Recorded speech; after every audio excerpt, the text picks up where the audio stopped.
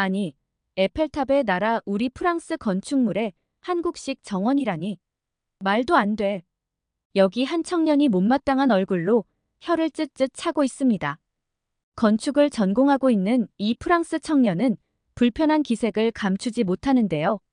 서양식 건축물에 동양식 정원은 어울리지 않는다고 주장하는 이 청년. 그러나 이 청년은 파리에 있는 어떤 곳에 가보고 나서 자신의 고집을 꺾고 의견을 180도 바꾸게 됩니다. 도대체 이 청년에게 무슨 일이 일어난 걸까요? 오늘의 감동 사연입니다. 안녕하세요. 제 이름은 앙리예요. 파리의 명문 말라케 건축학교에서 건축을 전공하는 21살 학생입니다. 제가 건축학도의 길을 선택하게 된 건 아마도 에펠탑 때문이 아닐까 싶네요. 우리 집이 칠구에 있어서 어릴 때부터 에펠탑이 보이는 풍경을 보며 자랐거든요. 창문을 열면 보이는 에펠탑의 모습은 말 그대로 제 일상이었죠. 많은 사람들이 에펠탑을 그저 파리의 상징적인 관광지로만 생각하지만 제게는 조금 달랐어요.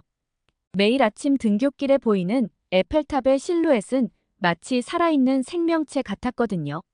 철골 구조물이 만들어내는 섬세한 그림자, 시시각각 변하는 빛에 따라 달라지는 색감, 하늘을 향해 우아하게 뻗은 모습까지. 그 모든 것이 제게는 예술이었습니다. 특히 비가 내린 후 구름 사이로 햇빛이 비칠 때면 에펠탑은 마치 도시의 수호신처럼 장엄한 모습을 보여주곤 했어요. 그럴 때면 저도 모르게 발걸음을 멈추고 한참을 바라보곤 했죠. 어떻게 이런 완벽한 구조물이 가능할까? 어떻게 이렇게 아름다운 건축물을 만들 수 있었을까 하는 생각이 머릿속을 가득 채웠어요. 제가 건축학도가 되겠다고 마음먹은 건 고등학교 때였습니다. 건축 동아리 활동을 하면서 에펠탑의 설계도를 처음 봤을 때의 그 감동을 아직도 잊을 수가 없어요. 구스타프 에펠이 어떻게 바람의 저항을 계산했는지, 어떻게 철골 구조의 무게를 분산시켰는지를 알게 되면서 더욱 매료되었죠. 단순한 관심을 넘어 진정한 열정이 되어버린 거예요. 말라케 건축학교에 입학하기 위해 정말 열심히 공부했습니다. 밤을 새워가며 건축 이론을 공부하고 수많은 건축가들의 작품을 분석했죠. 특히 에펠탑 관련 자료는 거의 모조리 읽었다고 해도 과언이 아닐 거예요. 그 노력 덕분일까요? 전교 수석으로 말라케 건축학교에 입학할 수 있었어요. 건축학교에서의 생활은 제 기대 이상이었습니다. 훌륭한 교수님들께 배우는 것도 좋지만 무엇보다 제가 사랑하는 건축에 대해 마음껏 공부할 수 있다는 게 너무나 행복했어요. 설계 실습 시간이면 항상 가장 먼저 도착해서 늦게까지 남아있곤 했죠. 덕분에 1학년 때부터 교수님들의 눈에 들어 여러 프로젝트에 참여할 기회도 얻었고요. 제 꿈은 명확해요. 에펠탑처럼 시대를 초월하는 위대한 건축물을 만드는 거죠. 단순히 높고 웅장한 건물이 아니라 보는 이의 마음을 움직이는 진정한 예술 작품을 만들고 싶어요. 에펠탑이 파리의 상징이 된 것처럼 언젠가는 제가 만든 건축물도 누군가의 삶에 영감을 주는 존재가 되길 바라요. 지금도 가끔 에펠탑 앞 잔디밭에 앉아서 스케치를 하곤 해요. 똑같은 에펠탑을 수백 번은 그렸을 텐데도 질리지가 않네요. 매번 새로운 각도, 새로운 매력을 발견하게 되거든요. 그럴 때마다 건축이라는 학문을 선택한 제 결정이 얼마나 옳았는지 다시 한번 확신하게 됩니다. 저희 연구실에서는 동양 정원에 관한 프로젝트가 한창이었어요. 처음에는 정말 흥미롭더라고요. 중국의 자금성 정원이며 일본의 가레산스의 정원이며 동양의 유명한 정원들을 연구하는 게 제법 재미있었거든요. 특히 자금성의 웅장한 규모와 가레산스의 절제된 미학은 저에게 새로운 영감을 주기도 했답니다. 그런데 문제는 갑자기 시작됐어요. 뒤플레시스 교수님께서 저를 연구실로 부르시더니 한국 정원 파트를 맡아달라고 하시는 거예요. 순간 당황스러웠죠. 솔직히 말씀드리면 한국 정원에 대해서는 들어본 적도 없었거든요. 게다가 제가 왜 한국 정원을 연구해야 하는지 이해가 되지 않았어요. 교수님께서는 최근 한국의 순천만 국가정원에서 열린 국제정원 박람회 이야기를 들려주셨습니다. 1,000만 명이 넘는 관람객이 방문했다는 게 믿기지 않더라고요. 더 놀라운 건 프랑스 상원에서 룩상부르 공원에 한국 정원을 만들기로 했다는 소식이었어요. 파리의 심장부라 할 수 있는 룩상부르 공원의 말이죠. 유럽 전역에서 한국 전통정원에 대한 관심이 급증하고 있다는 교수님의 설명을 들으면서도 솔직히 마음 한켠에서는 불만이 가득했어요. 왜 하필 한국 정원일까? 중국이나 일본 정원이 훨씬 더 유명한데 하는 생각이 떠나질 않았거든요. 거기다 유튜브에서는 한국 르네상스 프로젝트라는 게 화제라더군요. 어떤 프랑스 작가가 한국 정원에 완전히 매료되어서 시작한 프로젝트라는데 저로서는 도저히 이해할 수 없었어요.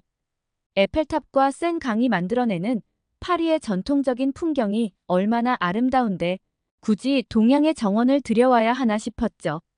하지만 교수님의 말씀은 단호하셨습니다. 앙리, 자연과 인간의 조화를 추구하는 한국 정원의 철학에 주목해보게. 지금 유럽에서 한국 정원 문화가 급부상하는 데는 분명한 이유가 있을 거야. 그 의미를 찾아보는 것도 자네의 몫일세. 교수님 말씀은 이해가 됐지만 여전히 마음이 내키진 않았어요.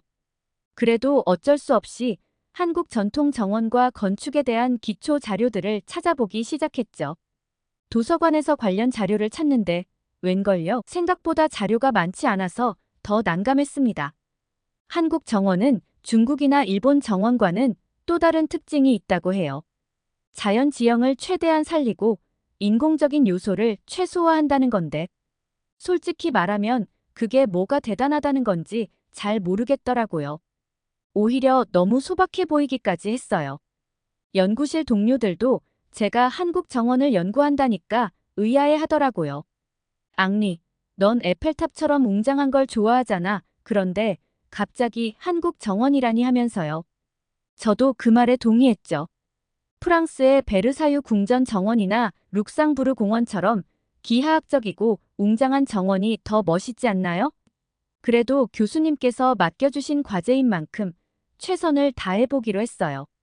한국 정원에 대한 자료를 하나하나 읽어가면서 적어도 겉으로라도 관심 있는 척은 해야겠다고 생각했거든요. 하지만 마음 한구석에서는 여전히 의문이 가시질 않았어요. 과연 이 연구가 제게 어떤 의미가 있을까? 정말 가치 있는 일일까 하는 생각이 떠나질 않았답니다. 연구를 시작한 지 얼마 되지 않아 우연히 알게 된 사실이 있었어요. 파리에 이미 2개의 한국식 정원이 있다는 거였죠. 볼로뉴 숲 안에 있는 아클리마타시옹 정원의 서울정원과 파리 7대학 중앙관 옥상의 솔섬정원이요.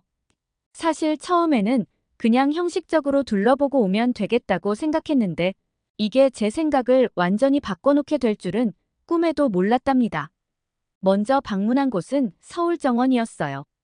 입구에 들어서자마자 피세문이라는 한글 현판이 눈에 들어왔는데 뭔가 신비로운 느낌이 들더라고요. 나중에 알고 보니 세속으로부터 벗어난 공간이라는 의미였는데 그 표현이 너무 매력적이었어요. 프랑스어로는 도저히 표현할 수 없는 독특한 감성이 느껴졌거든요. 정원 안으로 들어가면서 점점 더 놀랐습니다. 대나무 숲과 버드나무가 만들어내는 풍경이 마치 자연 그대로의 모습 같았어요. 프랑스 정원처럼 나무를 인위적으로 다듬지 않았는데도 오히려 그게 더 아름답게 느껴졌죠. 바람이 불 때마다 나뭇잎들이 춤추는 모습은 마치 살아있는 예술 작품 같았어요. 특히 인상 깊었던 건 시담이라는 건축 요소였습니다. 담장에 창문을 내서 안과 밖의 경계를 모호하게 만드는 건데 이건 정말 획기적이더라고요. 우리 서양 건축은 항상 안과 밖을 확실히 구분하잖아요. 그런데 한국 정원은 그 경계를 예술적으로 허무는 거예요. 이런 발상은 정말 대단하다고 생각했어요. 다음으로 방문한 솔섬정원은 또 다른 충격이었습니다. 파리 7대학 옥상이라는 현대적인 공간에 한국의 전통을 어떻게 녹여냈는지가 정말 놀라웠어요. 정방형 연못과 그 가운데 있는 원형 섬의 구성이 묘하게 조화로웠거든요. 게다가 이게 단순한 디자인이 아니라 한국의 우주관을 표현한 거라는 걸 알고는 더욱 깊은 인상을 받았죠. 한국의 우주, 한국의 얼굴, 한국의 노래라는 세 가지 주제로 구성된 이 정원은 마치 하나의 작은 우주 같았어요. 특히 한글로 쓰여진 시구들이 건축적 요소와 어우러진 모습은 정말 인상적이었습니다. 한글이라는 문자가 이렇게 아름다운 조형적 요소가 될 수 있다는 것도 새로운 발견이었고요. 이 두 정원을 연구하면서 점점 더 깊이 빠져들게 됐어요. 처음에는 단순히 동양의 정원이라고만 생각했던 게 얼마나 큰 편견이었는지 깨닫게 됐죠. 한국 정원은 그저 예쁜 정원이 아니라 깊은 철학과 예술성이 담긴 문화적 결정체더라고요. 특히 인상 깊었던 건 자연과 인공의 조화 방식이에요.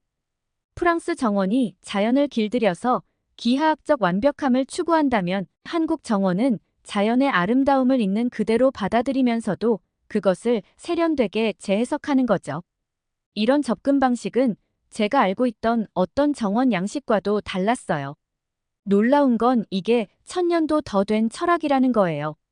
현대 건축에서 한창 논의되고 있는 지속 가능성이나 자연 친화적 설계의 개념을 한국은 이미 오래전부터 실천해왔던 거죠. 이런 점에서 한국 정원은 현대 건축이 나아가야 할 방향을 제시하고 있다고 생각합니다. 이제는 자신 있게 말할 수 있어요. 한국 정원은 세계 건축사에서 너무 오랫동안 간과되어 왔던 보물이라고요. 기하학적 완벽함을 추구하는 서양식 정원도 물론 아름답지만 한국 정원이 가진 자연스러운 아름다움은 그것과는 전혀 다른 차원의 예술성을 보여준다고 생각해요. 이런 깨달음은 제 건축관을 완전히 바꿔놓았어요. 전에는 건축이란 인간의 의지로 자연을 지배하고 변형시키는 것이라고만 생각했거든요. 에펠탑처럼 수직으로 하늘을 찌르는 웅장한 건축물이나 베르사유 정원처럼 기하학적으로 완벽한 조경이 최고라고 믿었죠. 하지만 한국 정원은 그런 제 고정관념을 완전히 깨부숴버렸답니다. 혹시 한국 정원의 착용이라는 개념을 알고 계시나요? 주변 경관을 정원의 일부로 끌어들이는 방식인데 이건 정말 천재적인 발상이더라고요. 담장에 낸 창으로 멀리 보이는 산이나 하늘을 정원의 일부로 만드는 거예요. 이런 방식은 한정된 공간을 무한히 확장시키는 효과가 있었죠. 현대 건축에서 한창 이야기되는 공간의 확장성을 이미 수백 년 전에 실현했다는 게 놀라웠어요. 게다가 한국 정원의 모든 요소들은 단순한 장식이 아니라 각각의 의미와 철학을 담고 있었어요. 꽃과 나무의 배치, 물의 흐름, 바위의 위치까지. 모든 것이 우주와 자연의 이치를 담고 있다는 사실에 감동했죠. 이런 깊이 있는 철학적 접근은 프랑스 정원에서는 찾아보기 힘든 요소였어요. 한국 정원 연구를 시작하고 나서 매일 아침 연구실로 향하는 발걸음이 가벼워졌어요. 한국 정원이 품고 있는 또 다른 비밀을 발견하는 게 기대되거든요. 처음에는 마지못해 시작한 연구였는데 어느새 제 열정의 대상이 되어버린 거죠.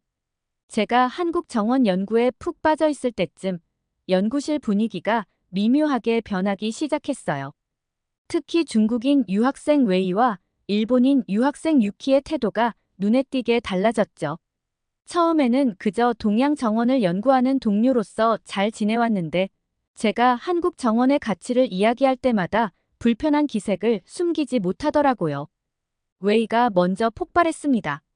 제가 연구실 세미나에서 한국 정원의 자연 친화적 특성을 발표했을 때였어요. 앙리, 당신 뭘 모르는군요. 동양의 모든 정원 예술은 중국에서 시작됐어요.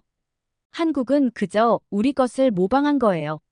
웨이의 목소리에는 분노와 함께 일종의 우월감이 묻어 있었죠. 그러더니 웨이는 자기 노트북을 펼쳐 수저나 정원과 수저우 정원의 사진들을 보여주기 시작했어요. 보세요. 이런 게 진정한 동양 정원이에요. 황제들의 정원이라 불릴 만큼 웅장하고 화려하죠. 세계 문화유산으로도 등재되어 있고요. 그런데 한국 정원은 뭐가 있나요? 그저 소박하기만 하잖아요. 웨이의 말에 유키도 가세했어요. 맞아요. 일본의 가레산스의 정원을 보세요. 선의 정신을 담아낸 세계적인 걸작이에요. 교토의 류안지 정원은 서양 현대 미술에도 큰 영향을 줬다고요. 유키는 마치 준비해온 것처럼 일본 정원들의 자료를 줄줄 읊어대기 시작했죠. 두 사람의 공세는 계속됐어요. 웨이는 중국 정원의 역사가 5,000년이나 된다면서 한국은 그저 변방 국가일 뿐이라고 깎아내렸고, 유키는 한국 정원이 일본 정원의 영향을 받았다며 우리가 먼저라는 식의 이야기를 하더라고요. 솔직히 말씀드리면 처음에는 좀 흔들렸어요. 웨이와 유키가 보여준 자료들은 분명 인상적이었거든요. 중국 정원의 웅장함과 일본 정원의 절제미는 부정할 수 없는 사실이었죠.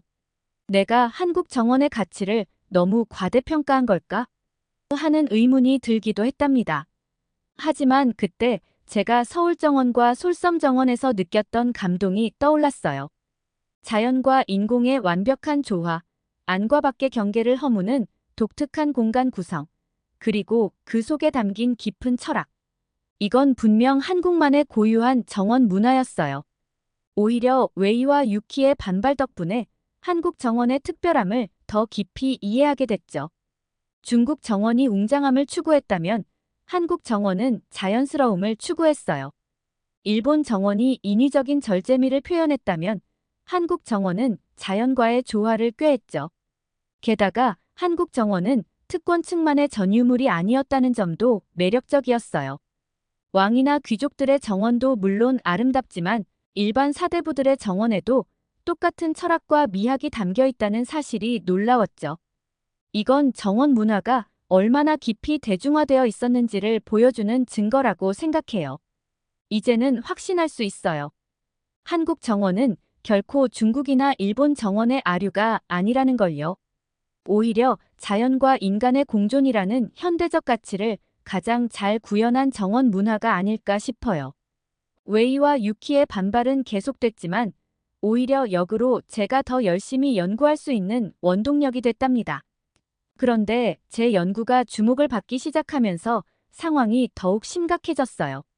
처음에는 웨이와 유키의 반발이 그저 동료 간의 학문적 논쟁 정도라고 생각했는데 점점 악의적인 방해로 변해가더라고요. 연구실에서 일어나는 이상한 일들이 눈에 띄기 시작했어요. 책상 위에 정리해둔 연구 자료들이 자꾸 사라지고 컴퓨터에 저장해둔 파일들이 지워져 있었죠. 처음에는 제가 잘못 정리했나 싶었는데 우연히 쓰레기통에서 구겨진 제 자료들을 발견하고는 누군가 고의로 저를 방해하고 있다는 걸 깨달았어요. 결정적인 사건은 연구실 정기 발표회 때 일어났습니다. 제가 파리의 한국 정원이 가진 현대적 가치에 대해 발표를 하고 있는데 갑자기 웨이가 끼어들더니 프랑스 건축학도가 왜 하필 한국 정원을 연구하나요? 에펠탑은 잊었나요? 라며 비아냥거렸어요. 유키도 본인의 정체성은 어디에 두고 이러시나요? 라며 조롱하듯 말했죠. 하지만 이건 시작에 불과했어요. 두 사람은 건축학계 주요 인사들에게 이메일을 보내기 시작했다고 해요. 제가 프랑스 건축의 정체성을 저버리고 있다느니 한국 정원 연구는 학문적 가치가 없다느니 하는 악의적인 소문을 퍼뜨린 거죠. 심지어 제 지도 교수님께도 편지를 보내서 제 연구 방향을 바꾸도록 종용했다고 하더라고요. 이런 상황이 계속되자 연구실 분위기도 완전히 바뀌었어요. 전에는 친하게 지내던 동료들도 저를 멀리하기 시작했고 마치 제가 뭔가 잘못이라도 한 것처럼 수군거리는 소리가 들리기도 했죠. 앙리가 프랑스 건축의 자존심을 버렸대. 한국 정원에 너무 빠져 있는 것 같아. 이런 말들이 제 귀에까지 들려왔어요. 가장 마음이 아팠던 건 처음에 이 연구를 권해주셨던 지도 교수님의 태도 변화였어요. 앙리, 자네가 너무 한국 정원에만 빠져 있는 게 아닌가. 프랑스 건축의 본질도 놓치지 말게. 교수님의 말씀에 제 마음도 흔들리기 시작했죠. 밤마다 고민했어요. 내가 정말 잘못된 선택을 한 걸까? 이렇게까지 한국 정원에 매료된 게 실수였나 하는 생각이 머릿속을 맴돌았죠. 하지만 서울정원의 피세문 앞에서 느꼈던 그 감동, 솔섬정원에서 발견한 철학적 가치들, 이런 것들을 떠올리면 절대 포기할 수 없다는 생각이 들었어요.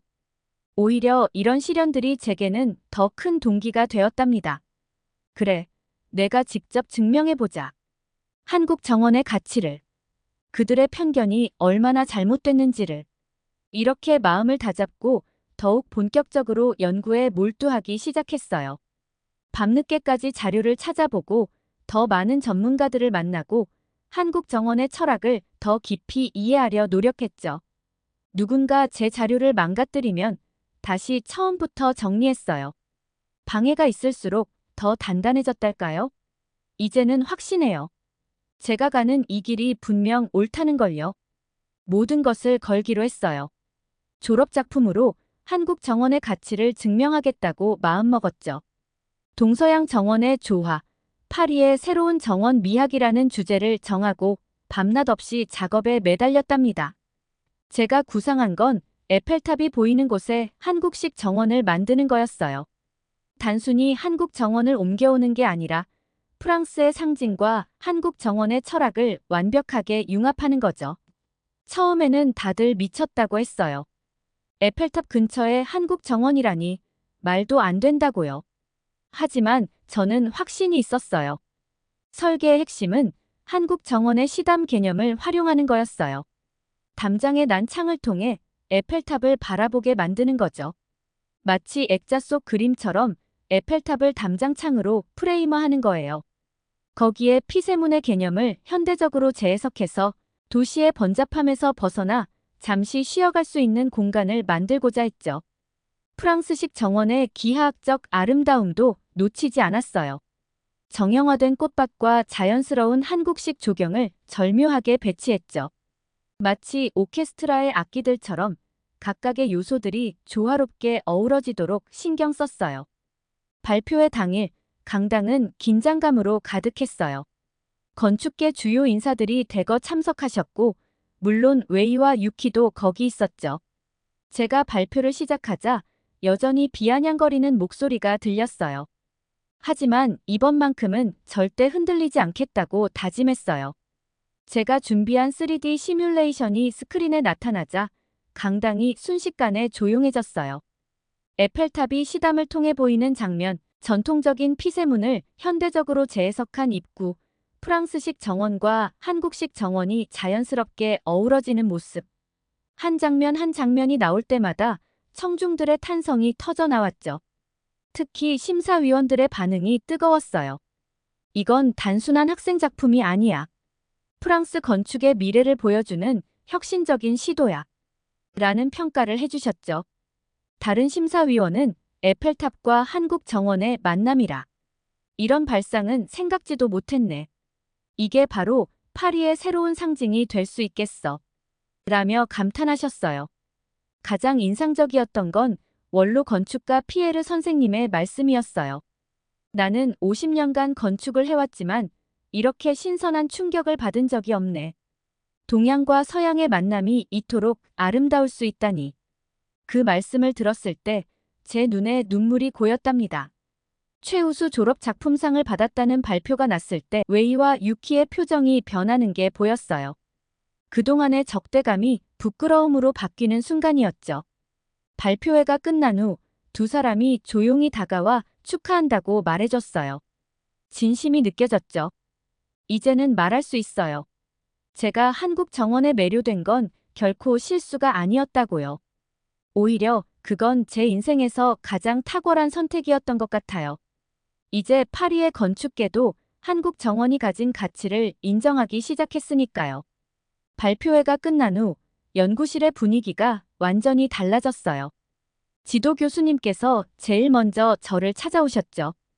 앙리, 내가 보여준 새로운 시각이 우리 건축학교의 자부심이 되었다고 말씀해 주셨어요.